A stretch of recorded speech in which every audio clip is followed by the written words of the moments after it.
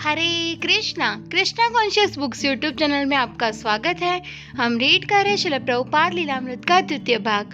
आज से हम स्टार्ट करेंगे प्रकरण नंबर 46, अमेरिका में प्रचार, भाग 1। यद्यपि श्रील प्रभुपाद ने कहा था कि मैं लॉस एंजलिस में रुकूंगा, किंतु उन्होंने शीघ्र ही अपनी यात्रा की पूर्व निश्चित योजनाओं के पक्ष में निर्णय किया। देश भर के अपने शिष्यों के कल्याण की चिंता से लाचार होकर वे संयुक्त राज्य और कनाडा की तरह इस्कॉन केंद्रों की यात्रा पर निकले। उनके लगभग आधा दर्जन सन्यासी शिष्य उनके साथ हो लिए। डेनवर, जून 27, 1975। श्रील प्रभुपाद को आश्चर्य हुआ और प्रसन्नता भी हुई जब उन्होंने ईंट निर्मित चर्च भवन को कृष्ण मंदिर के रूप में देखा। मंदिर का हाल विस्तृत था और तीसरे पैर के सूर्य का प्रकाश कमरे में उमड़ रहा पड़ता था। प्रभुपाद ने वेदी पर आसीन राधा और कृष्ण के लघु स्वर्णिम आकारों का अवलोकन किया। वे हाल के पिछले भाग में पहुंचकर व्यास आसन पर बैठे और उन्होंने अपने शिष्यों को अपने पद प्रक्षालन की अनुमति दी। ये शिष्य अपने गुरु महाराज के साथ रहने के अभ्यस्त नहीं थे, इसलिए मानक और औपचारिकताओं का पालन उनसे ठीक से नहीं हो पा रहा था। फिर भी ये उत्साह से भरे थे और आह्लादित थे। श्रील प्रभुपाद के सामने बैठकर दशरथ ओहे वैष्णव ठाकुर पद हारमोनियम बजाकर गाने लगा। प्रभुपाद को उसका गाना पसंद आया। जब गाना समाप्त हुआ तो प्रभुपाद ने पूछा, क्या तुम इसका अर्थ जानते हो? दशरथ ने उत्तर दिया, हे श्रद्धास्पद वैष्णव, हे दया के सागर, अपने सेवक पर अनुग्रह कीजिए। एक अन्य भक्त ने जोड़ा, मैं आपके चरण कमलों की छाया के लिए प्रार्थना करता हूँ। प्रभुपाद ने कहा, हाँ ठीक है, और फिर वे गीत के कर्ता नरोत्तम दास ठाकुर के संबंध में बात करने लगे। तब उन्होंने नरोत्तम दास का एक अन्य गीत सुनाया, छाड़िया वैष्णव सेवा निस्तार पाइछे केबा। उन्होंने कहा, ये कृष्ण भावनामृत आंदोलन निस्तार के निमित्त है। निस्तार का अर्थ माया के बंधन से मुक्त होना है। जब हम वैष्णव का भजन सुनते हैं तो वह मुक्ति कहलाता है। यद्यपि भक्तगण नरोत्तम दास ठाकुर और मुक्ति के विषय में पहले भी सुन चुके थे, किंतु इस अवसर पर उन्होंने विशेष ध्यान से सुना। वैष्णव ठाकुर व्यक्तिगत रूप से उनके सामने मौजूद थे। वे आए थे उन्हें अपने मनोविकारों पर नियंत्रण करना सिखाने, संकीर्तन आंदोलन को बढ़ाने के निमित्त उन्हें शक्ति प्रदान करने और नरोत्तम दास ठाकुर के शब्दों में पवित्र नाम की महान निधि प्राप्त करने के लिए आस्था की एक बूंद का आशीर्वाद देने। लगभग 40 भक्तों को संबोधित करते हुए श्रील प्रभुपाद ने कहा, इस मंदिर को देखकर मैं बहुत प्रसन्न हूँ। क्या आप लोगों ने इसे खरीदा है? ये बहुत अच्छा है, इसमें अच्छा स्थान है, वहाँ के भक्त बहुत अच्छे हैं। हमारी प्रक्रिया बहुत सीधी है। हम अपना जीवन वैष्णव की सेवा के निर्मित अर्पित कर देते हैं और उनके निर्देशानुसार उनके गुणों के श्रवण और कीर्तन में लग जाते हैं और पापमय कर्मों से बचते हैं। तब जीवन सफल हो जाता है। इसके लिए उच्च कुल में जन्म लेने या बहुत विद्वान या धनाढ्य होने की आवश्यकता नहीं है। श्रील प्रभुपाद को पार्क में ले जाने के लिए डेनवर मंदिर के एक मित्र ने अपनी लिंकन कॉन्टिनेंटल कार उधार दे दी थी, जो पहले प्रेसिडेंट रिचर्ड निक्सन की लिमोसिन रह चुकी थी। ब्रह्मानंद स्वामी ने कार की राजसी विशिष्टताओं की ओर प्रभुपाद का ध्यान आकृष्ट किया, जिसमें उसकी शीशे की खिड़कियों का बुलेट प्रूफ यानी अभेद होना भी सम्मिलित था। प्रभुपाद यह कहकर हंसे, तो क्या बुलेट यानी गोली लगने की भी आशंका रहती है?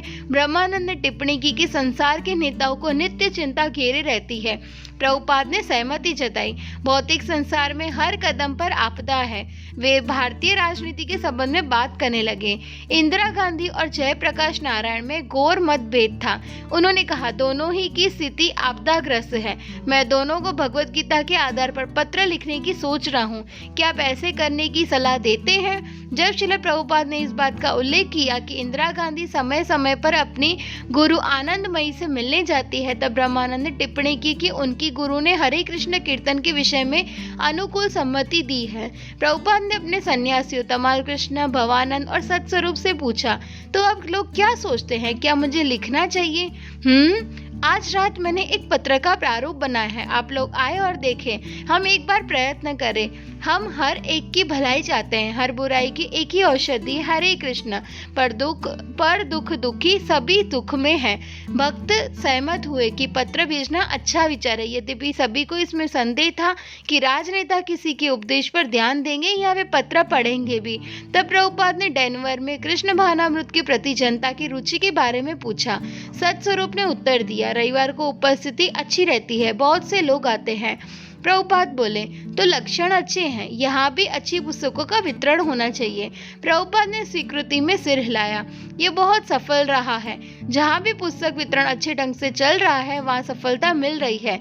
क्योंकि लोग घोर अज्ञान के अंधकार में हैं, इसलिए वे इस अस्थायी जीवन को ही सब कुछ मान बैठे हैं। यह अत्यंत भयावह स्थिति है। हम समझाने का प्रयत्न कर रहे हैं कि वास्तविक जीवन क्या है। वे सब पार्क में पहुंचे तो चीड़, त्रिफल और बांज के लंबे वृक्षों से भरा था। कार से उतरकर प्रभुपाद एक जलाशय के सामने खड़े हो गए। दूरी पर डेनवर का क्षितिज और रॉकी माउंटेन की श्रृंखलाएं दिखाई दे रही थी। जलाशय में से बत्तखों और हंसों की कां ध्वनि सुनाई दे रही थी। भक्तों से भरी एक दूसरी कार पहुंची और प्रभुपाद और उनके अनुयायी जलाराम के किनारे बने पक्के मार्ग पर घूमने लगे। प्रभुपाद ने टिप्पणी की, बहुत अच्छा पार्क है और बहुत दूर भी नहीं है। शीघ्र ही वे एक विशाल आधुनिक भवन पर पहुंच गए। वह प्राकृतिक इतिहास का संग्रहालय था। प्रभुपाद ने कहा, इसका मतलब डार्विन का सिद्धांत है। बस न, इनकी सारी सभ्यता डार्विन के सिद्धांत पर आधारित है। आप इतिहास कहाँ तक बता सकते हैं? क्या आप सूर्य का इतिहास जानते हैं? इसकी सृष्टि कब हुई? यह कब प्रकट हुआ? क्या डार्विन हमें सूर्य का, चंद्रमा का या आकाश का इतिहास बता सकता है? इतिहास कहाँ है? इतिहास तो है, लेकिन आपका इतिहास कहाँ है? आप केवल कल्पना करते हैं। एक खंड था और वही सूर्य चंद्रमा के रूप में प्रकट हो गया और मैं भी यह हूँ। आप सचमुच क्या जानते हैं? यह ब्रह्मांड अस्तित्व में कैसे आया? चमचमाती सुनहरी किरणों के साथ सूर्य उदित हुआ और उसने हवा को शीघ्र गर्म कर दिया। भक्तों ने प्रभुपाद को डेनवर के विषय में अवगत कराया। मील भर ऊंचा नगर। उन्होंने बताया कि स्वास्थ्य की दृष्टि से वह अच्छा नगर है। प्रभुपाद ने कहा, यहाँ की जलवायु भारत के उत्तरी क्षेत्र पंजाब जैसी है। उन्होंने यह भी सुना कि कोलोराडो को गाय क्षेत्र कहते हैं क्योंकि वहाँ के लोगों का मुख्य धंधा पशुवध है। प्रभुपाद एक चिड़ियाघर को पार करते हुए एक पहाड़ी से नीचे उतरे। उन्होंने गृह युद्ध की एक तोप, अनेक रंग बिरंगी फूलों की क्यारियां, लंबे चौड़े घासों के मैदान और सर्वत्र चीड़ के ऊंचे वृक्ष देखे। जुलाई का महीना था, फिर भी हवा में ठंडक थी, किंतु सूर्योदय की चमक निराली थी और पार्क का प्राकृतिक दृश्य अत्यंत मनोहारी था। तेजी से चलते हुए शिला प्रभुपाद सुनहरी किरणों से स्नात लग रहे थे। वे अपनी भूरी चादर लपेटे हुए थे और बीच बीच में अपने शिष्यों से बातें करते जाते थे। प्रभुपाद ने गोपाल अग्रवाल की चर्चा की, जिसके घर में 1965 ईस्वी सन में अमेरिका आने पर वे पहले ठहरे थे। उन्होंने बताया कि गोपाल के पिताजी मथुरा के एक बहुत धनी व्यक्ति थे और गोपाल अमेरिका में एक इलेक्ट्रिक इंजीनियर बनने के लिए आए थे। प्रभुपाद ने कहा कि जितना सफल वे भारत में रहकर होते, उतना वे अमेरिका में नहीं है। गोपाल की पत्नी सैली कहती है कि उसका पति अपने माँ बाप की एक खोई हुई संतान है। प्रभुपाद ने कहा, लोग कुछ वर्षों की इस अस्थायी जिंदगी के लिए दिन रात कड़ा परिश्रम करते हैं, यद्यपि इससे कम परिश्रम करके वे परमात्मा के पास वापस जा सकते हैं। एक अच्छी कार, एक सुंदर स्त्री और कुछ संतानें लोगों को इतनी कड़ी परिश्रम से मिल पाती है। उसी परिश्रम से यदि वे कृष्ण महानामृत को अर्पित हो तो वे परम धाम को वापस जा सकते हैं, भगवान को प्राप्त कर सकते हैं। इसमें गलती किस बात की है? यहाँ कितने ही कृष्ण भावनाभावित भक्त है। इन कर्मियों से तुलना करने पर इनमें कमी क्या दिखती है? क्या आप दुखी हैं? क्या आप सोचते हैं उन कर्मियों के सारे प्रयत्न निष्फल हो जाएंगे और मृत्यु के बाद वे बिल्ली, कुत्ता या वृक्ष होंगे? भक्त श्रील प्रभुपाद, कभी कभी हम इसे बताते हैं और लोग समझ भी जाते हैं, फिर भी वे इस बारे में कुछ करते नहीं। प्रभुपाद, आपको उन्हें हमेशा टोकते रहना चाहिए, ठीक वैसे ही जैसे जब कोई व्यक्ति सोता है तो आप उसे बार बार जगाते हैं, श्रीमान जान, उठो, ओ शैतान उठो। इस तरह क्यों बड़े हो? मानव जीवन का ये सुनहरा अवसर तुम्हें मिला है। अब उठो और कृष्ण भावनामृत अपनाओ और अपने जीवन की सभी समस्याएं हल करो। भक्त, कुछ लोग कहते हैं कि यदि हम यह करना चाहते तो हम इसे बेशक करें, लेकिन दूसरों को उपदेश न दें और उन्हें मजबूर न करें। प्रत्येक व्यक्ति का अपना निजी ढंग होता है। श्रील प्रभुपाद, किंतु तुम मानव हो, शैतान, तुम सो रहे हो, हम तुम्हें जगाने की कोशिश कर रहे हैं। मान लो एक बालक मार्ग से हट रहा है और खतरे की ओर बढ़ रहा है। हम मनुष्य, इसलिए हम कहेंगे नहीं, दाएं मार्ग पर चलो। हम उसे बचाने की कोशिश करेंगे, हमारा कार्य ही है दूसरों की भलाई करना चैतन्य महाप्रभु का यही महान लक्ष्य है। यह नहीं कि वह मनुष्य नरक में गिरने जा रहा है, उसे नरक में जाने दे, मुझे क्या, मैं तो प्रसन्न हूँ। ये दयालु भाव नहीं है। भक्त श्रील प्रभुपाद वे प्राय अनुभव करते हैं कि हम भौतिक संसार से पलायन कर रहे हैं। उनका कहना है कि हमारे पास कोई धंधा नहीं है और हमें जीविका के लिए कोई धंधा करना चाहिए। प्रभुपाद एक काल्पनिक प्रतिवादी को संबोधित करते हुए, तुम अधम, तुम्हारे पास पैसे नहीं हैं, तुम धंधा करो, किंतु हम धनवान लोग हैं, हम कृष्ण की संतानें हैं, तो हम तुम्हारी तरह गधे जैसा काम क्यों करें? गधा तो अनावश्यक रूप से कार्यरत करता रहे, हम गधे नहीं हैं। प्रभुपाद ने कहा, भगवद गीता में प्रतिपादित है कि कृष्ण सभी के स्वामी हैं, अतएव कृष्ण के भक्तों से आशा नहीं की जाती कि वे गधों जैसा कड़ा परिश्रम करें। गधे कठोर परिश्रम करते हैं, मनुष्य नहीं। श्रीमद् भागवत में ऋषभ देव का भी यही आदेश है। ऋषभ देव ने अपने पुत्रों को बताया था कि मानव जीवन आहार और मैथुन के निमित्त कड़े परिश्रम के लिए नहीं है, यह सुअरों का धंधा है। प्रभुपाद, उनसे कहिए कि वे सुअरों जैसा परिश्रम कर रहे हैं और हम मानवों का जीवन बिता रहे हैं, यही अंतर है। यदि कोई सुअरों जैसा कड़े परिश्रम नहीं करता तो क्या इसका तात्पर्य यह है कि वह पलायन कर रहा है? श्रील प्रभुपाद उत्साहपूर्वक अपनी विचारधारा को पल्लवित करते रहे। वे बड़ी गंभीरता से तर्क कर रहे थे, फिर भी वे प्रसन्नतापूर्वक ऐसा कर रहे थे। वे प्रदर्शित कर रहे थे कि परम ईश्वर का भक्त ही सौभाग्यशाली है। उनके साथ चलने और उनका कृष्ण चेतन तर्क समझने की कोशिश करते हुए भक्तगण मुस्कुरा और हंस रहे थे। प्रभुपाद, मैं अर्थशास्त्र का विद्यार्थी था, हम मार्शल का सिद्धांत पढ़ते थे। मार्शल कहता है कि मानव प्रकृति ऐसी है कि जब तक किसी व्यक्ति पर कोई जिम्मेदारी न हो वह काम नहीं करेगा। अर्थशास्त्र की शुरुआत यही है। यदि किसी के पास खाने को पर्याप्त है तो वह काम नहीं करेगा।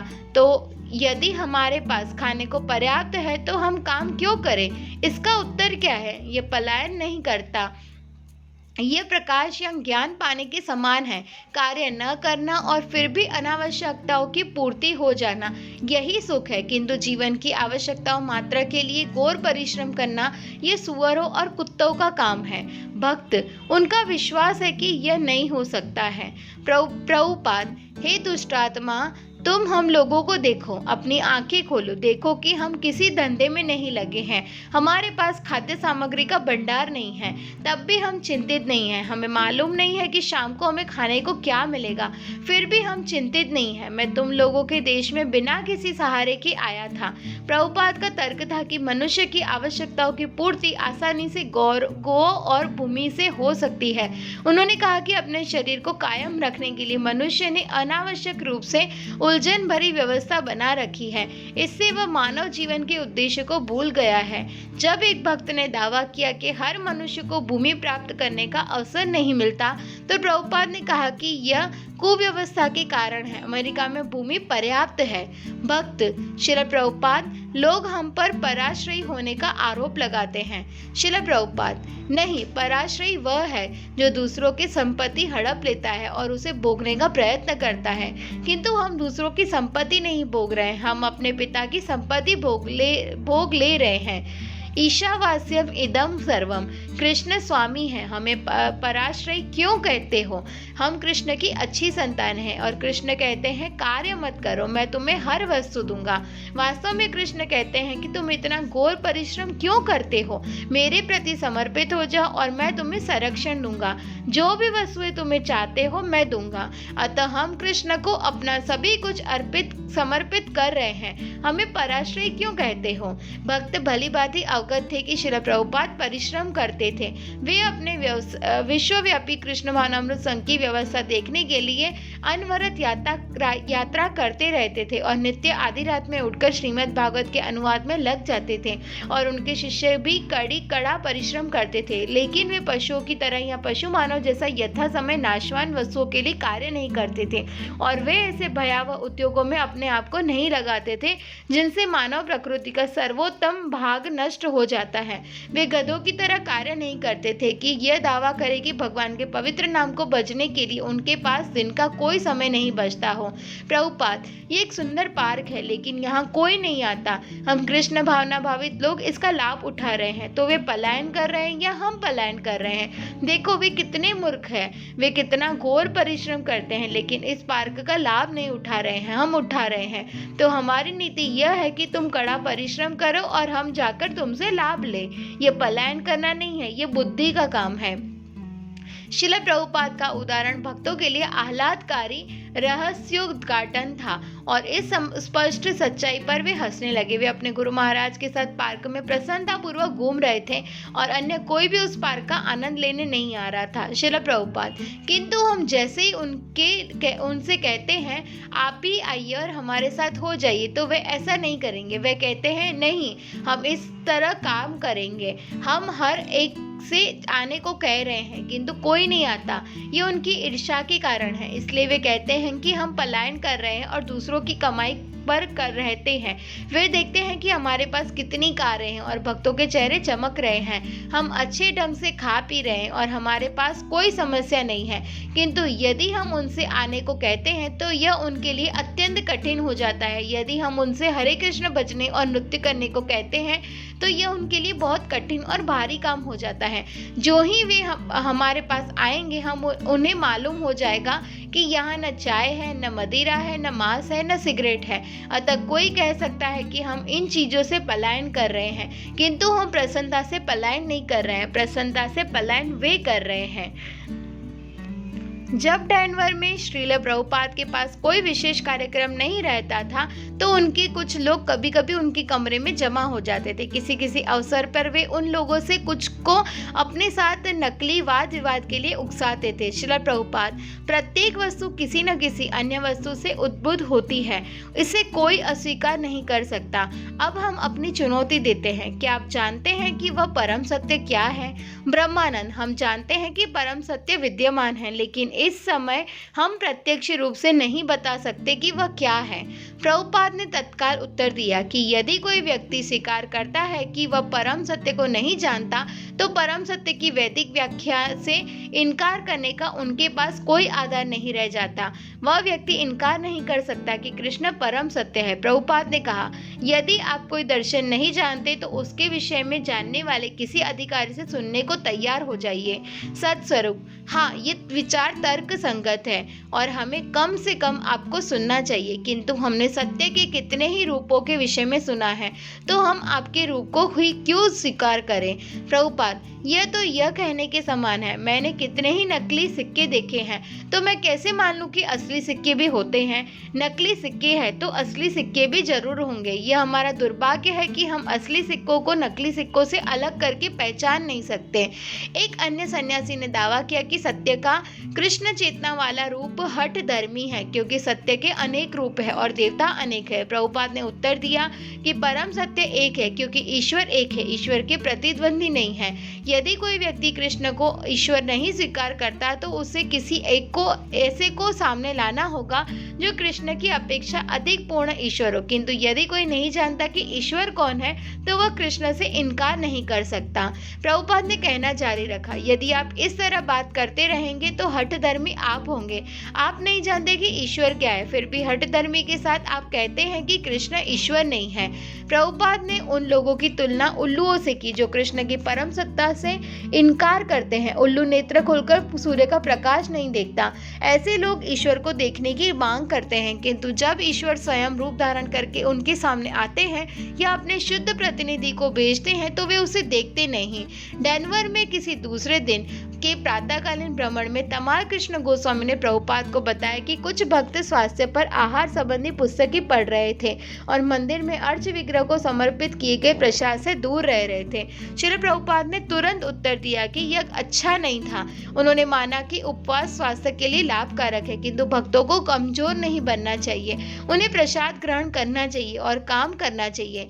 जब एक भक्त ने प्रभुपाद को बताया कि पेट भर अन्न खाने से उसे नींद आने लगती है और इसलिए उसे फल अधिक पसंद थी, तो प्रभुपाद ने कहा कि यह ठीक है, अर्च विग्रह को फल चढ़ाया जाता है। जब यदुवर ने बताया कि लॉस एंजलिस में किस प्रकार अर्च विग्रह का प्रसाद लेने की बजाय कुछ परिवार अपने घरों में भोजन बनाते थे, तो भवानंद स्वामी ने अपने साक्ष्य पर कहा कि कितना अच्छा लगता है जब मायापुर के उत्सव में सैकड़ों भक्त एक साथ बैठकर प्रसाद ग्रहण करते हैं। प्रभुपाद: हाँ, कठिनाई क्या है? चपातियाँ और चावल कितना सादा खाना है, कठिनाई क्या है? हरिकेश: अनेक भक्त आपका संदर्भ देकर कह रहे हैं। वे कहते हैं कि अन्न खाने की जरूरत नहीं है और आपका कहना है कि अन्न पशुओं के लिए है। प्रभुपाद: किंतु मैं अन्न खाता हूँ। हरिकेश: मैंने उन्हें यह बताया है। प्रभुपाद: वे कहते हैं कि प्रभुपाद ने कहा है और आप उन पर विश्वास कर लेते हैं। प्रभुपाद ने कहा कि भक्तों को स्वास्थ्य संबंधी ऐसे परामर्श नहीं सुनने चाहिए यदि उसका परिणाम यह हो कि उन्हें भगवान के प्रसाद से इनकार करना पड़े। प्रभुपाद: इसलिए प्रसाद ग्रहण किया करो, जो कुछ हो उसे होने दो। तमाल कृष्ण: प्रसाद खाते खाते आओ हम मर जाएं। प्रभुपाद: हाँ, हंसी। भक्त: ऐसा ही होता है, किंतु हमें उत्तम कोटि का भोजन बनाना चाहिए। यदि वह प्रथम श्रेणी का होगा तो कोई शिकायत कहाँ रह जाएगी। भ्रमण से लौटने के बाद श्रील प्रभुपाद ने इस प्रकरण को श्रीमद् भागवत की कथा में जारी रखा। मैं सुन रहा था कि हम लोग, विशेषकर जो गृहस्थ है, प्रसाद नहीं ग्रहण कर रहे हैं। नहीं, ये ठीक नहीं, तुम सबको प्रसाद लेना चाहिए। प्रभुपाद ने वर्णन किया कि किस प्रकार भक्ति योग का आरंभ जिह्वा पर नियंत्रण से होता है, अर्थात कीर्तन करने और कृष्ण का प्रसाद लेने से। उन्होंने आगे कहा, इसलिए हमारी शाखाओं में भक्त एक साथ प्रसाद ग्रहण करते हैं। ये अच्छा है। हम मंदिर में प्रसाद क्यों न पसंद करें? इसमें गलत क्या है? ये नहीं, ये अच्छा नहीं। हर एक को प्रसाद लेना चाहिए। इसे प्रसाद सेवा कहते हैं, प्रसाद भोग नहीं। प्रसाद का अर्थ सेवा करना है। प्रसाद उतना ही अच्छा है जितना कृष्ण, और उसका उसी तरह सम्मान करना चाहिए जैसे कृष्ण का। अतः प्रत्येक को विश्वास करना चाहिए कि प्रसाद भौतिक नहीं है। जो लोग कृष्ण भावनामृत संघ से जुड़े हैं और भक्ति से जुड़े हैं, उन्हें प्रसाद ग्रहण करना चाहिए। प्रथम श्रेणी का प्रसाद का स्वाद हर एक को पसंद है।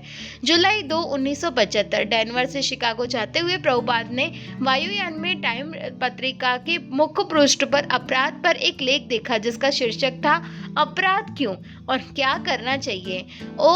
हरे हवाई अड्डे पर जब वे उतरे तो सैकड़ों भक्तों तथा संवाददाताओं ने जय जयकार करते हुए उनका स्वागत किया। शिकागो मंदिर के अध्यक्ष श्री गोविंद ने आगे बढ़ते हुए कहा, हे कृष्ण कृपा मूर्ति, यह NBC टेलीविजन की मिस जॉन्स है। आप कैसी हैं? कहते हुए मिस जॉन्स मुस्कुराई और कई अन्य संवाददाताओं ने प्रभुपाद के सामने माइक्रोफोन कर दिए। मैं जानना चाहती हूँ कि आज का ये अवसर क्या है? आप शिकागो क्यों आए हैं? श्री प्रभुपाद ने अपना दाहिना हाथ उपदेश की मुद्रा में ऊपर उठाया और बाएं हाथ में ली हुई छड़ी के सहारे वे झुक गए। उन्होंने उत्तर दिया, मैंने अभी टाइम पत्रिका में एक लेख देखा है। वह 4 या 5 पृष्ठों का है।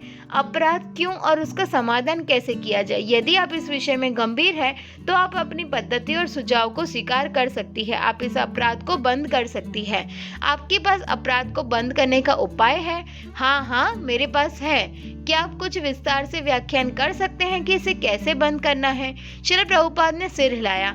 उसके लिए हमारा सुझाव है, सामाजिक, राजनीतिक, शैक्षणिक, सांस्कृतिक सभी तरह के परिवर्तन करने होंगे। अतः यदि आप आए तो हम विस्तार से बता सकते हैं कि यह कैसे किया जा सकता है। मिस जॉन्स ने इस प्रकरण को छोड़ दिया और पूछा कि प्रभुपाद को अपने स्वागत के बारे में कैसा लगा। भक्तों को प्रभुपाद को चारों ओर से घेरकर उन्हें सुनने के लिए आतुर देखकर वह घबरा गई थी। श्रील प्रभुपाद ने कहा, भगवान की कृपा से मैं जहां भी जाता हूं, लोग इसी तरह मेरा स्वागत करते हैं। मिस जॉन्स, क्या आप इससे तनिक अधिक सौम्य वस्तु से अभ्यस्त हैं? सौम्य? हवाई अड्डे के भारी यातायात और शोरगुल के बीच भक्तों के साथ खड़े हुए प्रभुपाद गंभीरतापूर्वक इस शब्द पर विचार करते रहे। तब उन्होंने कहा, हाँ, हमारा सारा प्रचार सौम्य है। हम भगवत चेतना का वितरण कर रहे हैं। ये सबसे अधिक सौम्य आंदोलन है। लोगों को इसे बढ़िया ढंग से सीखना है। धन्यवाद। मिस जॉन्स बोली। उसे पर्याप्त सामग्री मिल चुकी थी, किंतु प्रभुपाद ने आखिरी शब्द जोड़े, मेरा संदेश आपके देश में अपराध बंद करना है। यही मेरे आंदोलन का सारांश है। आपके टाइम पत्रिका में अपराध और उसे कैसे बंद करना है लेख पढ़ा है। अतः यदि आप मेरे उपदेश माने तो वो बंद किया जा सकता है। हवाई अड्डे के प्रवेश द्वार से बाहर निकलते हुए कार की पिछली सीट पर बैठे प्रभुपाद ने कहा, संसार अपराधियों से भरा है। अपराध का मतलब है पापी। प्रभुपाद के लिए इसमें कोई अंतर नहीं पड़ता था कि वे अपने कुछ शिष्यों के साथ कार में बैठे हैं और संवाददाताओं से बात नहीं कर रहे हैं। यदि आप उन्हें केवल कानून से दबा देना चाहते हैं तो इसमें सफलता नहीं होगी। उनका उद्धार कीजिए। आप भी उनके साथ आइए। ऐसा नहीं है कि केवल इन अपराधियों का उद्धार होना है और आप अपराध करते रहे, जैसे बूचड़खानों का चलाना या भ्रूण हत्या करना।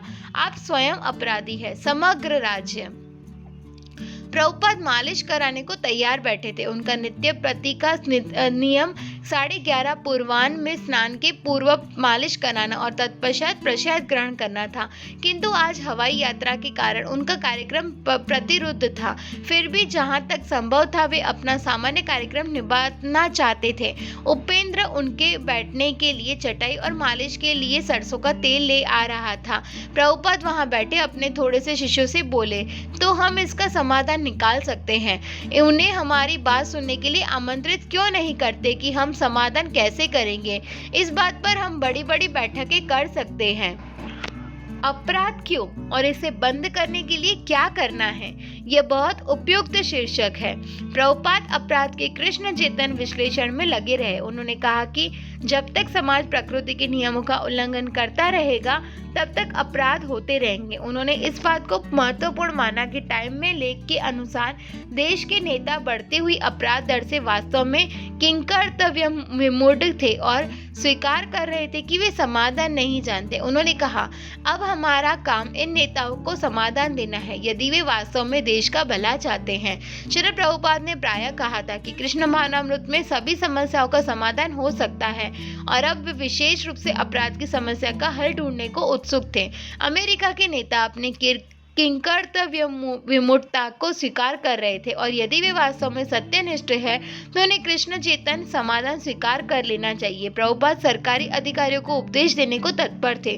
कृष्ण भावनामृत विशेष रूप से उनके लिए ही था। भगवद गीता में कथन है कि राजर्षियों को चाहिए कि गीता के उपदेशों का नागरिकों में प्रचार करें, किंतु क्या राजा राजपुरुष या नेता इस विषय में दत्तचित है? श्री प्रभुपाद को संदेह था, पर वे गंभीर थे और उस विशेष अवसर की प्रत्याशा करते थे जिसमें उन्हें अपराध का अंत करने के निमित्त शिकागो में नेताओं को उपदेश देना होगा। अपने कमरे में अपने शिष्यों के एक दल के साथ बैठे हुए प्रभुपाद ने भागवत से एक विशेष श्लोक पढ़वाया जिसका प्रारंभ कामस्य नेनेन्द्रिय प्रीति है। हरिकेश ने पढ़ा, संपूर्ण रूप से भ्रमित भौतिक सभ्यता इंद्रिय तृप्ति की इच्छाओं की पूर्ति की और गलती से निर्दिष्ट है। ऐसी सभ्यता में जीवन के प्रत्येक क्षेत्र में अंतिम लक्ष्य इंद्रियों की परितृप्ति होता है। राजनीति, समाज सेवा, परोपकार, लोकोपकार और अंततः धर्म और अथवा मोक्ष में भी इंद्रिय परितृप्ति का रंग हर समय प्रधान रहता है। राजनीति के क्षेत्र में नेतागण अपने व्यक्तिगत इंद्रिय तृप्ति के लिए परस्पर लड़ते रहते हैं। श्री प्रभुपाद ने बीच में कहा, अब भारत में भी यही हो रहा है। ये सभी चीजें पूर्व ज्ञात होती है। मैंने इसके संबंध में अपने तात्पर्य में विस्तार से बताया है। तब हरिकेश आगे पढ़ने लगा, मतदाता तथा कथित नेताओं की तभी प्रशंसा करते हैं जब वे उनकी इंद्रिय परितृप्ति का वायदा करते हैं। जो ही मतदाताओं को अपनी इंद्रिय तृप्ति से असंतोष होता है तो वे नेताओं को गद्दी से उतार देते हैं। मतदाताओं की भौतिक इच्छाओं की पूर्ति न हो सकने पर वे उन्हें गद्दी से उतार कर देते हैं। प्रभुपाद ने बीच में फिर कहा, विरोध में सभाएं होती है और जुलूस निकाले जाते हैं, किंतु लोगों को संतुष्ट करने में कोई सक्षम नहीं होता, क्योंकि कोई नहीं जानता कि जन समूह को संतुष्ट कैसे रखा जाए। ये धूर्त बिल्कुल नहीं जानते।